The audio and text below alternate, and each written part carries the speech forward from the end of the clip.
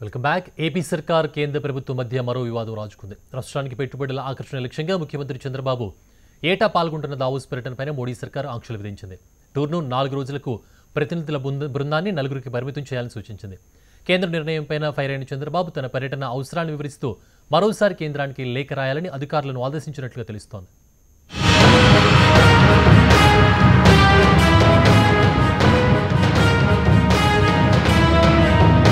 ఆంధ్రప్రదేశ్ ముఖ్యమంత్రి చంద్రబాబుకు కేంద్రం మరో షాక్ ఇచ్చింది. కారణమేంటో తెలియదు కానీ ఎన్నడూ లేని విధంగా బాబు దావోస్ పర్యటనపై కేంద్రం ఆంక్షలు విధించింది. జనవరి 20 నుంచి 7 రోజుల పాటు దావోస్ పర్యటనకు చంద్రబాబు అనుమతి కోరగా 4 రోజులకు కుదించుకోవాలని సూచించింది. అలాగే ముఖ్యమంత్రి వెంట 14 మంది ప్రతినిధులు వెళ్లేందుకు పర్మిషన్ అడిగితే కేవలం 4కి మాత్రమే అనుమతినిచ్చింది.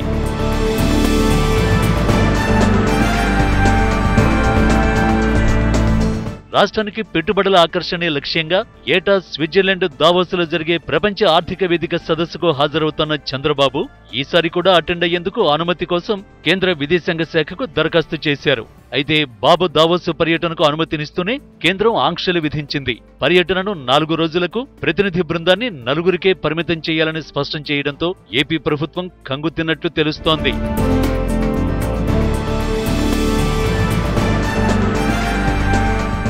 చంద్రబాబు దావోస్ పర్యటనపై ఆంక్షలు విధించడం హేట్ పాలిటిక్స్ కు నిదర్శనమని టీడీపీ ఎమ్మెల్సీ డొక్కా మాణిక్య వరప్రసాద్ ఆరోపించారు. ఏపీపై మోడీ కక్షగట్టారని మండిపడ్డారు. ముఖ్యమంత్రి గారు దావోస్ పర్యటనకి వెళ్ళాలంటే కూడా ఎంతమంది వెళ్ళాలి, ఎప్పుడు వెళ్ళాలి అనేది కూడా వాళ్ళు నిర్ణయించడం చాలా దురదృష్టకరం. దావోస్ అనేది పెట్టుబడుల కోసం వివిధ రాష్ట్రాలు, వివిధ దేశాలకు సంబంధించిన నాయకులు వస్తారు. వాళ్ళ రాష్ట్రాల్లో ఉన్న అవకాశాలని అక్కడ ప్రజెంట్ చేస్తారు. పారిశ్రామికవేత్తలు ఆహ్వానించి పెట్టుబడులకి ఆహ్వానిస్తారు. తద్వారా ఎంప్లాయ్మెంట్ క్రియేట్ అవుతుంది, ఉపాధి దొరుకుతుంది, పెట్టుబడులు వస్తాయి.